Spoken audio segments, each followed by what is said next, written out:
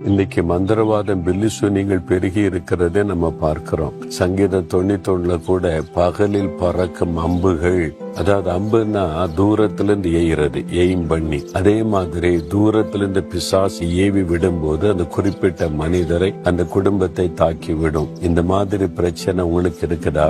அல்லது இப்படி யாராவது பண்ணிடுவாங்களோ நீ பயப்படுறீங்களா?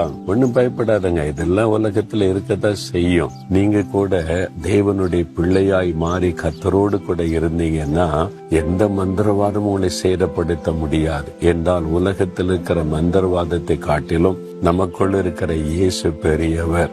நீங்க என்ன சொல்லணும்? இயேசுவே, உம்முடைய ரத்தத்துக்குள் என்னை ஒப்பு கொடுக்கிறேன், உம்முடைய ரத்தத்தின் பாதுகாப்புக்குள் என்னையும் என் குடும்பத்தையும் வைத்துக் கொள்ளும்.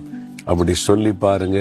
உங்களையோ உங்களுடைய குடும்பத்தையோ உங்களுடைய நிறுவனத்தையோ எந்த பிசாசின் வல்லமையும் மந்திரவாதமும் தாக்க முடியாது, சேதப்படுத்த முடியாது.